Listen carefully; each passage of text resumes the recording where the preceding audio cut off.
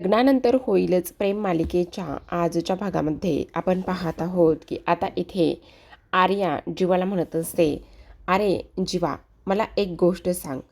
जर आत्ता टॅटू काढायचं मनामध्ये आलेलं आहे तर ते लगेचच करून टाकणं फार गरजेचं असतं की नाही? मग मला सांग, आत्ता तुला टॅटू काढायची इच्छा होती तर मग तो टॅटू तू पुढे ढकलणार आहेस का की आत्ता काढणार आहेस? हे बघ, असं काही करू नकोस. आत्ता मनात आलेला आहे ना, तर मग आत्ताच तो टॅटू काढायचा. आणि मला एक गोष्ट सांग, जेव्हा तुमच्या मनामध्ये सरोगशीचा विचार आला त्यावेळेला मात्र तुम्ही लगेचच इकडे सरोगशी करायला तयार झालात की नाही? मग आत्तासुद्धा अगदी त्याच पद्धतीने सगळं काही करायचं आहे. आणि तेव्हा जीवा म्हणत असतो, बरं ठीक आहे ठीक आहे ठीक आहे, टॅटू काय काढायचा ते आता तिथे जाऊन बघूयात, पण टॅटू काढायचा आहे ही तर मात्र गोष्ट इथे ठरलेली आहे. आता गाडी चालू होणं हे महत्त्वाचं आहे. आर्या म्हणत असते, जीवा, एकदा का तुझा टॅटू काय आहे हे मला समजलं ना, तर मग मी नंदिनीसमोर कसा बॉम्ब फोडते आणि काय करते ते तू बघच. असं स्पष्ट शब्दामध्ये आता इथे ती बोलत असते. त्यानंतर दुसऱ्या बाजूला आपण पाहतो, आता ही वसू काव्याच्या प्रेग्नन्सीबद्दल, बाळाबद्दल आणि त्याचबरोबर फक्त अभ्यास करते. पुढे जाऊन इथे ती बाळाची जबाबदारी आणि जिम्मेदारी सांभाळणार आहे की नाही ह्या गोष्टी कोणाला माहिती आहेत अशाबद्दल बरीचशी बडबड करत असते. तेव्हा मानिनी मात्र तिला म्हणत असते, वसवत्या, तुम्हाला एक गोष्ट सांगू, बरं झालं तुम्हीच हे सगळं काही बोललात, पण माझ्या काव्यावर पूर्ण विश्वास आहे. काही झालं ना तरी काव्या मात्र तिच्या जबाबदारीतून इथे दूर अजिबातच पडणार नाही याची मला पूर्ण खात्री आहे. अगं मानिनी, हे सगळं काही बोलायला सोपं आहे ग, पण करायला मात्र प्रचंड अवघड आहे. आता मला एक गोष्ट सांग, इथे काव्या आत्ताच काही नीट करत आहे का? प्रेग्नेन्सी तरी नीट सांभाळत आहे का ती? तर पुढे जाऊन ती बाळाची जबाबदारी घेणार आहे. बाई, पुढे जाऊन बाळ व्यवस्थित सांभाळलं म्हणजे झालं. असं म्हटल्याबरोबर पार्थ म्हणत असतो, काव्याने नाही सांभाळलं तर मी सांभाळेल ना बाळ. बाळ आम्हा दोघांचं असणार आहे. आणि मी जर बाळाला सांभाळलं तर त्याने काय फरक पडणार आहे? आईनंच बाळाला सांभाळावं असं कुठे लिहून ठेवलं आहे का? नाही ना. आणि तसं पाहायला गेलं तर मी बाळाचं डायपर बदलेल, त्याचबरोबर स्टोअर करून ठेवलेलं दूध मीच बाळाला पाजेल आणि बाळासाठी मी अंगाईसुद्धा गाईल. ह्या सर्व गोष्टी करण्यासाठी मी तयार आहे. हो बाबा, तू सांभाळणार बाळाला? हो, का नाही सांभाळू शकत? जर काव्या त्यांच्या कामामध्ये असतील आणि त्यांना त्यांच्या करिअरकडे लक्ष द्यायचं असेल तर मीच बाळाची जबाबदारी घेतली तर काय फरक पडणार आहे? शिवाय आत्या, इथे आई आहे, तू आहे आणि मी सुद्धा आहे. त्यामुळे काव्याच्या कोणत्याही गोष्टीमध्ये त्यांना इथे त्रास होईल आणि त्याचबरोबर त्यांचं करिअरकडे जाण्याचा जो काही इथे लक्ष आहे ते विचलित होईल. ह्या सगळ्या गोष्टी आम्ही अजिबातच करणार नाही आहोत. मानिनी म्हणत असते, हो, अगदी बरोबर बोलतोय पार्थ. आणि तसंही आईनेच एकटीनं बाळाला सांभाळायचं असं कुठे लिहिलं आहे का वसवत्या? हो बाई, तुमच्यापुढे मात्र कोण बोलू शकतं? तुम्हीच आता इथे जिंकलात. असं म्हटल्यानंतर आता वसू तोंडावर पडलेली असते पार्थने दिलेल्या त्या उत्तरामुळे. आणि त्यानंतर मात्र ती रागातच तिथून निघून जाते. ती तर तिथून निघून जाते, पण इकडे मात्र आता पार्थ म्हणत असतो, आई, नेहमीच वसवत्या असं का बोलत असते ग? तू नको काळजी करूस. असते बाळा एखाद्याला अशाच पद्धतीने बोलण्याची आणि हे सगळं काही करण्याची सवय. तू मात्र त्या सर्व गोष्टींकडे अजिबातच लक्ष देऊ नकोस. नाही ग आई, मी कुठे ह्या सर्व गोष्टींकडे लक्ष देतोय, पण तरीसुद्धा मनामध्ये येतच ना. पण ऐक नाही, आता काव्याला इथे 7वा महिना सुरू झालेला आहे. डोहाळे जेवण तर आपण करणारच आहोत, पण त्यांना मात्र त्रास होत असेल त्यासाठी मी असं वेगळं काही करायला हवं आहे का? तेव्हा मात्र मानिनी म्हणत असते, हे बघ पार्थ, तू अगदी बरोबर बोलतोयस. खरं सांगायचं म्हणजे ना, तर इथे अशा वेळेला नवऱ्याची साथ बायकोला असणं फार जास्त गरजेचं असतं. म्हणजे आता बघ ना, तिचे मध्येच मूड स्विंग होतात, त्याचबरोबर मध्येच भूक लागते आणि प्रेग्नेन्सीमध्ये इथे पायालासुद्धा सूज येते. ह्या सगळ्या काही गोष्टी इथे प्रेग्नेन्सीमध्ये होतात आणि त्यामुळे मात्र इथे जर नवऱ्याने तिच्या मनात नसताना किंवा तिला माहिती नसताना जर बऱ्याच काही गोष्टी केल्या ना, तर मग मात्र इथे बराच फरक पडू शकतो. म्हणजे बघ ना, तिच्यासाठी इथे एखादं सरप्राईज प्लॅन करणं, त्याचबरोबर तिच्यासाठी एखादी आवडीची वस्तू, एखादी आवडीची गोष्ट करणं, ह्या सगळ्या गोष्टींमुळे तिच्यामुळे मात्र बराच फरक पडू शकतो, असं सुद्धा आता इकडे ती बोलत असते. आता हे सर्व काही बोलल्यानंतर आपण पाहतो की इकडे दुसऱ्या बाजूला टॅटू काढायला गेल्यानंतर तिथे ते म्हणत असतात की काय झालं, तुम्ही आणखी टॅटू कोणता काढायचा आहे काही डिसाईड केलेला आहे का? नेमकं त्याच वेळेला आता जीवा म्हणत असतो, नाही नाही, असं आम्ही डिसाईड वगैरे अजिबातच केलेलं नाही आहे की कोणता टॅटू काढायचा, काय करायचं म्हणून. मग या अगोदर तुम्ही टॅटू काढला आहे का? असं म्हटल्याबरोबर आता लगेचच इकडे ते म्हणत असतात, हो, या अगोदर टॅटू मी काढला आहे, त्यामुळे मला थोडासा एक्सपिरियन्स आहे. असं म्हटल्याबरोबर आता आर्या म्हणत असते, अरे बापरे, म्हणजे याने अगोदरसुद्धा टॅटू काढला आहे आणि अगोदरसुद्धा टॅटू काढल्यानंतर आता मात्र हा पुन्हा एकदा इथे टॅटू काढायला तयार आहे. पण जीवाने ना कोणता टॅटू काढला असेल अगोदर आणि कुठे काढला असेल हे तर मला जाणून घ्यायचंच आहे, असं सुद्धा इथे आर्या बोलत असते. त्यानंतर मात्र आर्या एक दोन असे टॅटू सजेस्ट करते. ती म्हणत असते, एका साईडला बटरफ्लाय आणि त्याचा दुसरा भाग दुसऱ्या हातावर काढला ना तर ते ड्रॉइंग कंप्लीट होतं. किंवा बाळाचं एक पाऊलसुद्धा तू काढू शकतोस. किंवा तेव्हा मात्र इथे जीवा म्हणत असतो, मुळात मी अर्धवट टॅटू का काढू? जर माझ्यासोबत नंदिनी असते तर आम्ही कंप्लीट टॅटू काढला असतो. आणि त्याचबरोबर मला हे असे इमोजीस आणि त्याचबरोबर ह्या अशा पद्धतीचे जे काही आहे ना त्यांनी दाखवलेले तिथे, ते मला जास्त काही आवडत नाही आहे. मला टॅटू ना थोडासा वेगळा हवा आहे. तेव्हा जीवा म्हणत असतो, खरं तर मी ना बाबा होणार आहे आणि बाबा होणार आहे म्हटल्यावर मला ना त्याच रिलेटेड इथे टॅटू काढून हवा आहे. तुम्ही त्याच रिलेटेड मला टॅटू कसा काढायचा, काय करायचं ते जरा सांगणार आहात का? असं म्हटल्याबरोबर आता टॅटूवाला म्हणत असतो, हो नक्कीच ना. मग आता लगेचच नंदिनीला काय आवडेल असा तो विचार करत असतो. आणि जेव्हा नंदिनीची पहिली प्रेग्नन्सी जेव्हा समजली होती त्यावेळेला मात्र इथे नंदिनी बाळाचे बाबा असं त्याला म्हटली होती. मग लगेच आता इथे जीवा म्हणत असतो, टॅटू ठरला. तेव्हा आर्या म्हणत असते, काय काय झालेलं आहे? टॅटू ठरला, काय टॅटू ठरलेला आहे? असं म्हणून आता दुसऱ्या बाजूला आपण पाहतो की इकडे मात्र लगेचच काव्या तिच्या खोलीमध्ये असते आणि काव्याला आता भरपूर पोट आल्यामुळे तिला मात्र ह्या सर्व गोष्टींचा थोडासा त्राससुद्धा होत असतो. चालताना वगैरे त्याचबरोबर उठताना वगैरे त्रास होत असतो.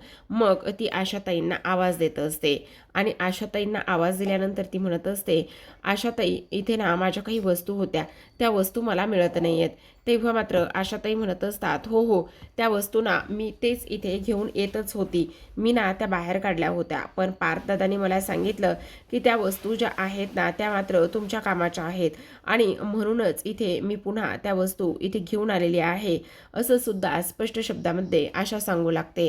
तेवढ्यातच आता नंदिनीचा फोन आलेला असतो. मग काव्या म्हणत असते, तेवढा फोन द्या ना मला प्लीज. मग आशा तो फोन नंदिनीला देते आणि तेव्हा आशा तिथेच उभी राहत असते. तिला हसायला येत असतं. मग इकडे काव्या म्हणत असते, हा बोल ताई, काय झालेलं आहे? तू फोन केलास? काही नाही ग, मी फोन याच्यासाठी केलेला होता, तू जेवलीस का? हो ताई, मी जेवली. अच्छा, बरं बरं, ठीक आहे ठीक आहे. आणि ती म्हणत असते, काय कशासाठी फोन केलायस? अगं काही नाही, आईचा फोन आला होता ना, आई विचारत होती आता डोहाळे जेवणाचं वगैरे. काव्या म्हणत असते, काय हे तुम्हा लोकांना डोहाळे जेवणाशिवाय काही सुचत नाही आहे का? आता आशा ना हिच्याकडे बघून हसत असते. फोन चालू असतानाच काव्या म्हणत असते, काय झालेलं आहे? आता मात्र तुम्ही का बरं हसत आहात? तेव्हा मात्र लगेचच आता ती म्हणत असते, नाही नाही काही नाही, म्हणजे असं म्हणतात, म्हणजे जुने माणसं असे म्हणायचे सांगायचे की इथे ना जर प्रेग्नेन्सीमध्ये काम केलं म्हणजे फरशी लादी केली ना तर डिलिव्हरी मात्र ही छान आणि इझी होते असं आता इकडे ती सांगत असते.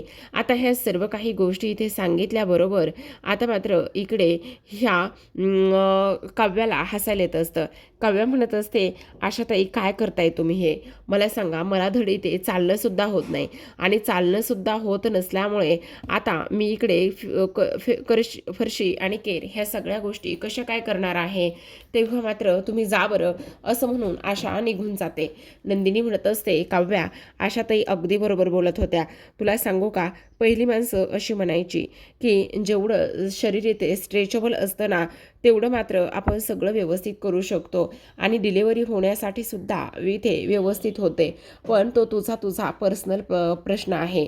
तुला त्यामध्ये आम्ही काहीच नाही बोलणार. पण एक गोष्ट मात्र तुला सांगू का काव्या, हे बघ, एक सगळ्यात महत्त्वाची गोष्ट म्हणजे तू तुझं रुटीन ठरव ना. म्हणजे कधी चालायचं, वॉकला वगैरे जायचं किंवा आणखी काही गोष्टी करायच्या, ह्या सगळ्या गोष्टी तू ठरवू शकतेस. त्यामुळे मात्र तुला बऱ्याच काही गोष्टी इथे व्यवस्थित होतील आणि त्याचबरोबर तुला ह्या सगळ्या गोष्टीचा जास्त काही त्राससुद्धा होणार नाही असं सुद्धा आता इथे नंदिनी म्हणत असते. बरं ऐक ना, जीवा जेवढे का जीवा घरी असायला हवा तेव्हा जेवेल ना तो. घरी असायला हवे म्हणजे कुठे आहे जीवा, घरी नाही आहेत. नाही, घरी नाही आहे जीवा. काय असं म्हणून आता नंदिनी फोन ठेवत असते. दुसरीकडे मात्र टॅटू ठरला. मला बाबा हा टॅटू काढायचा आहे. इकडं तर आर्याच्या मनामध्ये उकळ्याच फुटू लागलेल्या असतात. कारण जर त्याने बाबा काढलं तर मग मी आई काढू शकतो असं सुद्धा आता इकडे लगेचच ती मनामध्ये बोलू लागलेली असते. तेव्हा मात्र इथे टॅटू काढायला सुरुवात होत असते. नंदिनीचा फोन येतो. नंदिनीचा फोन आल्यानंतर इथे मात्र आर्या म्हणत असते, नंदिनीचा फोन येतोय. तेव्हा तो म्हणत असतो, बापरे, एक कट करू का? नाही नाही, कट करू नको. आम्ही अजिबात आमचे फोन वगैरे एकमेकांचे कट करत नाही आहोत. तुला एक गोष्ट सांगू का, एक काम कर, तसाच थोडा वेळ वाजू दे, वाजून बंद होऊ दे, मग ती परत नाही करायची लवकर असं म्हणून आता आर्या तो फोन वाजून देते. आणि त्यानंतर एक व्हिडिओ काढायचा असतो आणि व्हिडिओ काढण्यासाठी आता आर्या मोबाईलचा पासवर्ड विचारत असते. तेव्हा मोबाईलचा पासवर्ड जीवानंदनी असतो आणि तेव्हा ती ओपन करत असते. आर्या म्हणत असते, जर तुला टॅटू काढायला त्रास झाला तर एक गोष्ट मात्र नीट ध्यानात ठेव, माझा हात इथेच आहे. तू माझा हात हातात घेतलास तरी सुद्धा चालेल. तेव्हा जीवा म्हणत असतो, इट्स ओके, सवय मला. असं म्हटल्याबरोबर आता आर्याच्या मनामध्ये पुन्हा प्रश्न निर्माण झालेला असतो. तेवढ्यातच आता इकडे मात्र लगेचच जो काही टॅटूवाला आहे तो म्हणत असतो, अहो तुम्ही ना प्रचंड हात हलवताय, तुम्ही एवढा हात हलवू नका ना असं म्हटल्याबरोबर आता इथे तो म्हणत असतो, ठीक आहे नाही हलवणार. नंदिनी कंटिन्यू फोन करत असते. फोन करून करून वैतागलेली असते. तिला कळतसुद्धा नाही की आता नेमकं काय करावं आणि काय नाही म्हणून. आणि जीवा कुठे गेलेले असतील, ते तर घरीच जातो म्हटलेले होते, पण मग अजून तरी ते घरी गेले नाही आहेत. जीवा नेमके कुठे गेले असतील असा प्रश्न राहून राहून आता इकडे या नंदिनीच्या मनामध्ये येत असतो. ठीक तर असेल ना सर्व काही असं सुद्धा आता इकडे ती बोलत असते. दुसरीकडे मात्र आर्या ही जीवाचा व्हिडिओ काढत असते आणि तेव्हा म्हणत असते, जीवा आता मात्र नंदिनी लवकरच तुझ्यापासून दूर जाणार आहे. काही जरी झालं तरी आपण दोघे जण मात्र इथे लवकरच एकत्र असणार आहोत असं सुद्धा आता इकडे ती बोलत असते. दुसरीकडे आपण पाहतो काव्या किचनमध्ये असते आणि किचनमध्ये कॉफी बनवत असते. तेव्हा तिथे पार्थ येतो. पार्थ आल्याबरोबर तो म्हणत असतो, काय करताय काव्या? काव्या म्हणत असते, काही नाही देशमुख, बस झालंच आहे आता सगळं, मला कॉफी प्यायची होती ना म्हणून ही कॉफी बनवत आहे. तेव्हा मात्र पार्थ म्हणत असतो, हो का, चला तुमच्यासाठी माझ्याकडे काहीतरी आहे. देशमुख, काय आहे तुमच्यासाठी? हे बघा, आत्ता मात्र मला काहीच नको आहे, मी इथे कॉफी बनवत आहे ना. हे बघा असं काय करताय तुम्ही, चला तर इथे माझ्याकडे ना तुमच्यासाठी एक गिफ्ट आहे. त्यावर लगेच आता इकडे काव्या म्हणत असते, हो का, काय गिफ्ट आहे म्हणजे मला सांगा, तुमचा अभ्यास झालाय का? त्यावर आता काव्या म्हणत असते, हो म्हणजे तसं पाहायला गेलं तर अगदीच म्हणजे हो तसं पाहायला गेलं तर झालाच आहे. म्हणजे तुमच्याकडे वेळ आहे ना, म्हणजे माझ्यासाठी, आपल्या बेबोसाठी, त्याचबरोबर स्वतःसाठी वेळ आहे का? त्यावर काव्या म्हणत असते, खरं सांगू का देशमुख, आता मला तर फ्री वेळ आहे, पण तो वेळ कशासाठी जाणार आहे ना, त्यावर त्या सगळ्या काही गोष्टी इथे डिपेंड असणार आहेत. असं काव्या म्हणत असते. त्यानंतर पार्थ म्हणत असतो, हो का काव्या, पण तुम्हाला एक गोष्ट सांगू का, मला तुमचा हा वेळ हवाच आहे. तेवढ्यातच आता पाणी उकळायला ठेवलेलं असतं. मिथून तिथे आलेला असतो आणि मिथून म्हणत असतो, अरे अरे अरे अरे, काय चाललंय काय तुमच्या दोघांचं, काय शिजतंय काय इथे. तेव्हा मात्र पार्थ म्हणत असतो, पाणी, हे काय पाणी उकळतंय म्हणजे, नाही काका तुझं काय चाललंय. त्यावर लगेच आता इकडे तो म्हणत असतो, काही नाही चाललेलं, तुझ्याकडे रुमाल आहे का. त्यावर मिथून म्हणत असतो, काय करायचं रुमालाचं, नाक पुसायचंय काका. हां, नाही नाही, कळलं कळलं कळलं, मला कळलं कशाला हवा असेल तर. असं म्हणून मिथून खिशातला रुमाल काढून देतो. तेव्हा पार्थ मात्र काव्याच्या डोळ्यावरती रुमाल बांधत असतो आणि तिला बाहेर घेऊन जाण्याचा प्रयत्न करत असतो आणि जाता जाता म्हणत असतो, काका प्लीज तेवढं त्या पाण्याकडे जरा लक्ष ठेवशील का. हो हो, आहे मी, तुम्ही तुमचं चालू द्या, मी आहे इथे. असं म्हणून तो आता लगेचच तिथून निघून जात असतो, तो सुद्धा काव्याला घेऊन. दुसरीकडे नंदिनी आता घरी आलेली असते आणि कंटिन्यू इथे जीवाला कॉल करत असते, कारण आज दुपारपासून जवळपास जीवाशी तिचं बोलणं झालेलं नसतं आणि त्यामुळे इथे तिला काळजी वाटत असते आणि त्यामुळे फोन करत असते. आता बऱ्याच ठिकाणी फोन केल्यानंतर जीवाचा काही पत्ता समजत नाही, त्यामुळे ती वैतागून आता ऑफिसमध्ये फोन करत असते. तिला असं वाटत असतं की अचानकच जर ऑफिसमध्ये काही काम आलं असेल आणि त्यामुळे जर जीवा ऑफिसमध्ये गेले असले तर मग एकदा कॉल करून बघतेच. असं म्हणून ऑफिसमध्ये कॉल करते आणि चौकशी करत असते की आज जीवा आले होते का. तेव्हा ऑफिसमधून सुद्धा जीवा आज ऑफिसला आला नाही ही गोष्ट समजते. नंदिनी मात्र आता फोन ठेवल्यानंतर स्वतःच्या मनाशी बडबड करत असते, चिडचिड करत असते आणि जीवा मात्र कुठे असतील, काय करत असतील, ठीक तर असतील ना, सदा एक फोनसुद्धा केला नाही असं म्हणून वैतागत असते. तेवढ्यातच जीवा मात्र चोर पावलांनी आलेला असतो आणि नंदिनीला इथे भीती घालत असतो. नंदिनी मात्र प्रचंड घाबरते आणि जीवावर ओरडते आणि म्हणत असते, अशा पद्धतीने कोण वागतं, तुमची असं वागण्याची हिंमत कशी झाली, तुम्ही समजता कोण स्वतःला. चक्क मी दुपारपासून तुम्हाला फोन करते, पण एक फोनसुद्धा तुम्ही माझा उचलला नाही आहे. त्याचबरोबर ऑफिसमध्ये नाही आहेत, तुमच्या मित्रांमध्ये नाही आहेत, मग तुम्ही होतात तरी कुठे. मग आता जीवा नंदिनीच्या तोंडावर बोट ठेवतो आणि तिला शांत करून सांगण्याचा प्रयत्न करत असतो, नंदिनी जरा ऐकून घेतेस का मी काय म्हणतोय ते. नंदिनी म्हणत असते, मला तुमचं मात्र काहीच ऐकायचं नाही आहे. तुम्ही कुठे होतात जीवा, ह्या सगळ्या गोष्टी तुम्ही माझ्यापासून लपून का ठेवल्या, कुठे होतात. तेव्हा मात्र इथे जीवा म्हणत असतो, तुझ्यासाठी सरप्राईज होतं आणि त्यासाठीच मी गेलो होतो. आता नंदिनी म्हणत असते, कसलं आणि कोणतं सरप्राईज होतं. असं म्हणून जीवा मात्र इथे नंदिनीसमोर हात पकडतो. जीवाने नंदिनीसमोर हात पकडल्यानंतर नंदिनीचा सगळा काही राग आणि रुसवा हे सगळं एका झटक्यात निघून गेलेलं असतं, कारण जीवाने मात्र इथे आता बाबा असा टॅटू काढलेला असतो आणि जेव्हा जीवाने बाबा असा टॅटू काढलेला असतो त्यावेळेला मात्र इथे नंदिनीला प्रचंड आनंद होतो. नंदिनी म्हणत असते, वाव जीवा, किती सुंदर, बाबा हा टॅटू किती सुंदर काढला आहे आणि हा टॅटू पाहिल्यानंतर किती छान वाटतंय, खरंच खरंच खूप सुंदर वाटत आहे. आता मात्र जीवा तो टॅटू हातासमोर पकडतो आणि म्हणत असतो, खरं सांगू नंदिनी, सगळ्यात महत्त्वाची गोष्ट म्हणजे आज ना मला प्रचंड आनंद झाला आहे. सगळ्यात महत्त्वाची गोष्ट म्हणजे की आता इथे काही जरी झालं ना तरीसुद्धा इथे माझ्या आयुष्यामध्ये माझ्या बायकोसारखीच एक गोड सुंदर आणि त्याचसोबत एक गोड अशी परी येणार आहे आणि तिला पाहून मात्र मला फार जास्त आनंद होणार आहे, असं सुद्धा आता इकडे ती बोलत असते. आता हे सर्व काही बोलल्यानंतर लगेचच तो म्हणत असतो, खरं सांगायला गेलं तर आणखी एक महत्त्वाची गोष्ट म्हणजे तिचं ते गोबरे गोबरे गाल.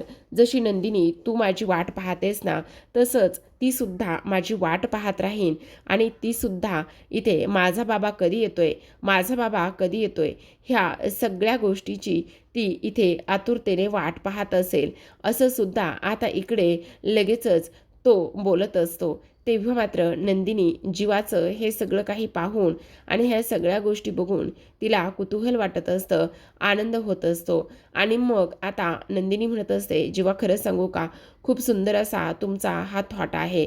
हे सगळं काही ऐकून आणि ह्या सगळ्या गोष्टी पाहून मला तर प्रचंड आनंद झाला, असं सुद्धा नंदिनी म्हणत असते. तेवढ्यातच आता इकडे ही आर्या आलेली असते आणि आल्याबरोबर ती म्हणत असते, जीवाला पाहून आणि जीवाचा टॅटू पाहून तुला आनंद झाला, मग माझा टॅटू पाहून तुला आनंद होईल का? असं म्हटल्याबरोबर आता लगेचच इकडे नंदिनी तिच्याकडे पाहते. जीवा पाहत असतो. जीवा म्हणत असतो, नेमकं काय चाललंय तुझं? त्यावर लगेचच आता आर्या म्हणत असते, तुझा हा जो काही टॅटू आहे तो पुढे कर. मग जीवा लगेचच तो टॅटू पुढे करतो. मग आर्या मात्र तिचा हात त्याच्या हाताच्या बाजूला पकडत असते.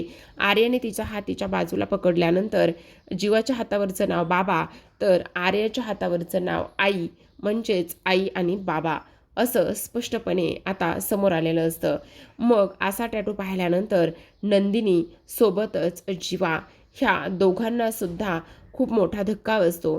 हे दोघं जण सुद्धा चकितच होतात की आर्याने अशा पद्धतीचा टॅटू कसा काय काढला म्हणून. तर आता प्रेक्षकांनो, आजच्या भागात एवढंच. उद्याचा भाग खूप इंटरेस्टिंग आहे बरं का, कारण तो शेवटी प्रोमो उद्याच्या भागात आता दाखवण्यात आलेला आहे. कारण उद्याच्या भागामध्ये असं दाखवण्यात आलेलं आहे की इथे आता नंदिनी आर्यावर चिडते आणि तिला म्हणत असते, तू डोक्यावर पडली आहेस का? प्रेग्नेंट आहेस ना? प्रेग्नेन्सीमध्ये अशा पद्धतीचा टॅटू कोण काढतं? अगं, प्रेग्नेन्सीमध्ये टॅटू काढत नाही, एवढी साधी बेसिक गोष्ट आणि बेसिक अक्कल तुला नाही आहे का?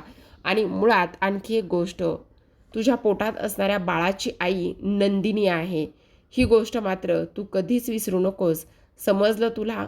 आणि जर तुला टॅटू काढण्याची एवढी हौसच आहे ना, तर तुझ्या त्या मनावरती आणि त्याचबरोबर तुझ्या ह्या हातावरती एक गोष्ट तू टॅटूनेच गोंदून घे, आणि ती म्हणजेच की बाळाची आई नंदिनी आहे, असं ती मार्कर पेन आणते आणि त्या पेनने आता आर्याच्या हातावरती ते नाव ती लिहित असते आणि म्हणत असते, ही शेवटची वॉर्निंग आहे तुला.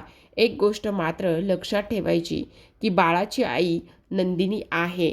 इथून पुढे हे अजिबात विसरायचं नाही.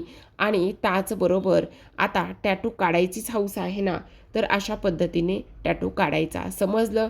असं म्हणून सरळ सरळ नंदिनीने रणरागिणी बनतच इथे आर्याला शॉक दिलेला असतो. तर प्रेक्षकांनो, अशाच नवनवीन मालिकांचे अपडेट्स, रिव्ह्यू जाणून घ्यायचे असतील, पाहायचे असतील तर नक्की चॅनलला सबस्क्राईब करा आणि पाहत रहा लग्नानंतर होईलच प्रेम.